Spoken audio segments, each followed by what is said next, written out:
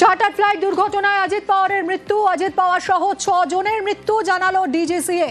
মহারাষ্ট্রের বারামতিতে ভেঙে পড়ে চার্টার ফ্লাইট।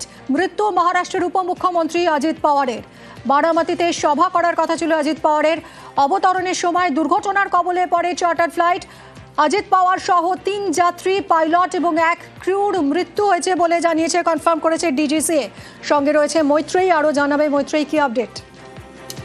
এখন পর্যন্ত ডিজিসিএর তরফ থেকে যেটা জানা যাচ্ছে যে অজিত পাওয়ার ডেপুটি সিএম মহারাষ্ট্র অর্থাৎ উপমুখ্যমন্ত্রী মহারাষ্ট্র, তিনি এই চার্টার্ড ফ্লাইটের এবং সেই চার্টার্ড ফ্লাইটে তার সঙ্গে দুজন আরো ছিলেন, তার পিএসও এবং একজন অ্যাটেন্ডেন্ট ছিলেন, এছাড়াও দুজন ক্রু ছিলেন, পিআইসি অর্থাৎ পাইলট ইনচার্জ এবং একজন ক্রু মেম্বার ছিলেন এবং প্রত্যেকেরই মৃত্যু হয়েছে বলে ডিজিসিএর তরফ থেকে জানানো হয়েছে। ভিএসআর বলে একটি সংস্থা যারা সাধারণভাবে চার্টার ফ্লাইটের অপারেটিং সংস্থা, ভিএসআর এভিয়েশন, তারা এই বিমানটি তারা অপারেট করছিল এবং তাদের এই চার্টার বিমানটি ভেঙে পড়ে। এবং কারা অপারেট করছিল মৈত্রেয়ী, আরো একবার যদি বলো। মিমি, তোমার প্রশ্নটা আরেকবার রিপিট। চার্টার ফ্লাইট কারা অপারেট করছিল? দেখো, এখনো পর্যন্ত যেটা জানা যাচ্ছে ডিজিসিএর তরফ থেকে যে ভিএসআর এভিয়েশন, ভিএসআর বলে একটি সংস্থা যারা চার্টার্ড ফ্লাইটের বেসরকারি সংস্থা, যারা চার্টার্ড ফ্লাইটের এভিয়েশনের ক্ষেত্রে যারা অপারেট করে চার্টার্ড ফ্লাইট, তারাই অপারেটর ছিল এই বিমানের। এয়ারক্রাফট টাইপ এখনো পর্যন্ত যেটা জানা যাচ্ছে যে লিওজেট 45 এবং এয়ারক্রাফট রেজিস্ট্রেশনও ছিল এবং বারামতি এয়ারপোর্টের কাছে যখন বিমানটি ভেঙে পড়ে এবং বারামতি এয়ারপোর্টে বিমানটি ভেঙে পড়ে এবং তাতে 5 জন অনবোর্ড ছিল ইনক্লুডিং ক্রু, যেটা ডিজিসিএর তরফ থেকে জানানো হয়েছে। এই বিস্তারিত যেটা এখনো পর্যন্ত ডিজিসিএর তরফ থেকে যেটা জানা যাচ্ছে যে এই এয়ারক্রাফটটি ক্র্যাশ ল্যান্ডিং হয় বারামতি এয়ারপোর্টে এবং সেখানে ল্যান্ডিং এর সময় ভেঙে পড়ে এই বিমান এবং যাতে ছিলেন মহারাষ্ট্রের উপমুখ্যমন্ত্রী অজিত পাওয়ার এবং তার সঙ্গে তার দুজন, তার পিএসও এবং তার একজন অ্যাটেন্ডেন্ট তার সঙ্গে ছিলেন।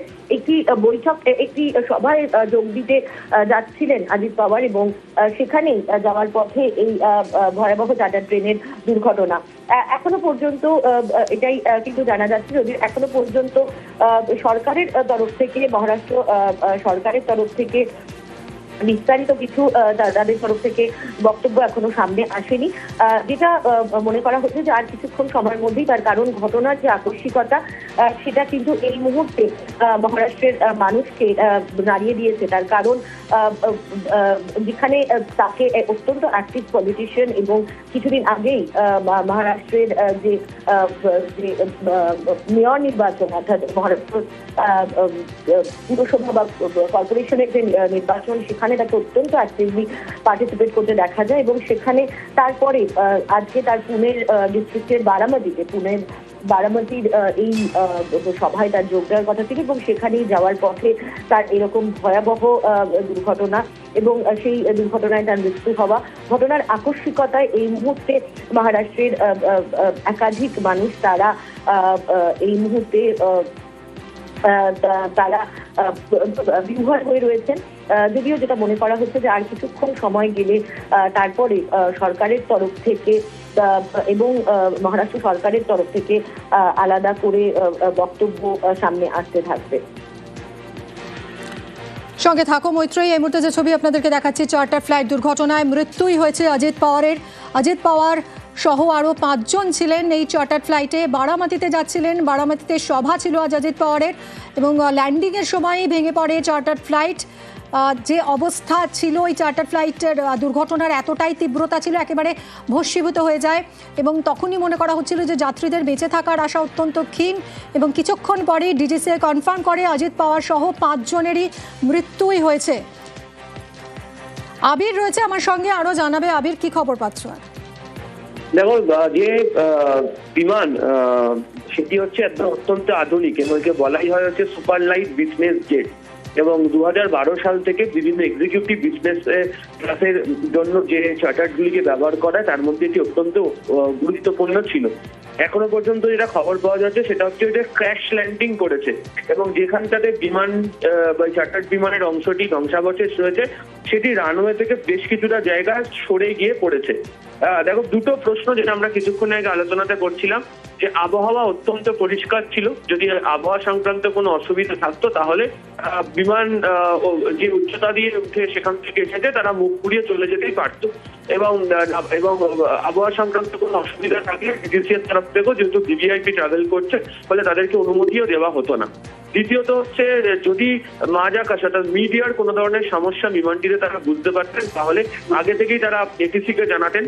যেখানে দুর্ঘটনাটি ঘটেছে সেখান থেকে নিকটবর্তী এটিসির সঙ্গে যোগাযোগের জায়গা হচ্ছে পুনে, সেখানেও কোনো ধরনের রিপোর্ট তখনও মিডিয়ার থেকে যায়নি বলে এখনো পর্যন্ত জানতে পারা যাচ্ছে।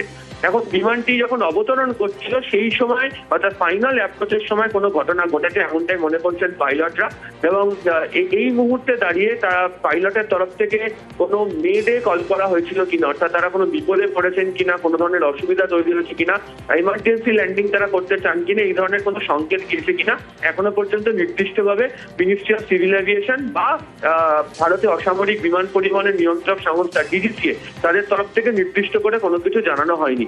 তবে এই ধরনের বিমানের ক্ষেত্রে এই ধরনের ত্রুটি বা এই ধরনের দুর্ঘটনা সাধারণভাবে ঘটে না বলেই পাইলটরা মনে করছেন, তার কারণ অত্যন্ত অত্যাধুনিক এই হয় এই চার্টার্ড প্লেন, এবং তোমাকে আমি কিছুক্ষণ আগেই বলছিলাম যেটা সুপার ফাস্ট বিজনেস জেটগুলোকে বলা হয়। ফলে এই ধরনের দুর্ঘটনা কি করে ঘটলো তা নিয়ে ইতিমধ্যে তাদের মধ্যে প্রশ্ন উঠতে শুরু করেছে।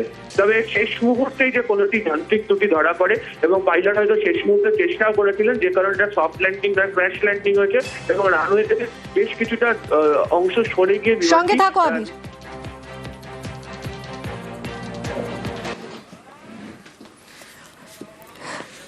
যেরকম জানাচ্ছিল আবির, অত্যন্ত অত্যাধুনিক এই ফ্লাইট, এবং এখানে এই চার্টার ফ্লাইটে এই ধরনের দুর্ঘটনা কি করে ঘটে? सूचनाएं आ रही है, ये सामाजिक क्षेत्र के लिए, राजनीतिक क्षेत्र के लिए बहुत ही दुखद घटना है। 6 लोग सवार थे और अजीत पवार जी भी उसमें सवार थे, ऐसी सूचना आ रही है। अगर ये सच है तो आज का दिन दुर्भाग्य का दिन है। इतनी बड़ी दुर्घटना शायद हम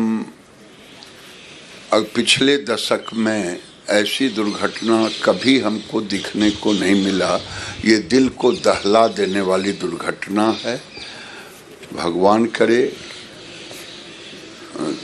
उन सभी लोगों के परिवारों को शक्ति दें। इतनी बड़ी घटना, जो लोग उसमें सवार थे, ये बहुत बड़ी दुर्घटना है। केवल महाराष्ट्र सरकार के वो डिप्टी सीएम नहीं थे, बल्कि देश के एक जाने माने राजनेता थे।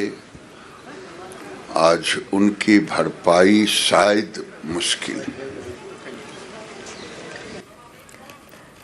ফ্লাইট দুর্ঘটনায় অজিত পাওয়ারের মৃত্যু হয়েছে। অজিত পাওয়ার এনসিপি প্রধান, মহারাষ্ট্রের উপমুখ্যমন্ত্রী অজিত পাওয়ার সহ 5 জন, তাদের প্রত্যেকেরই মৃত্যু হয়েছে কনফার্ম করেছে ডিজিসিএ। মহারাষ্ট্রের বারামতিতে ভেঙে পড়ে চার্টার্ড ফ্লাইট। মৃত্যু মহারাষ্ট্রের উপমুখ্যমন্ত্রী অজিত পাওয়ারের। বারামতিতে সভা ছিল অজিত পাওয়ারের, সেখানেই তিনি যাচ্ছিলেন এবং নামার সময় দুর্ঘটনার কবলে পড়ে চার্টার্ড ফ্লাইট। অজিত পাওয়ার সহ 3 যাত্রী, একজন পাইলট এবং একজন ক্রুর মৃত্যু হয়েছে বলে জানা যাচ্ছে।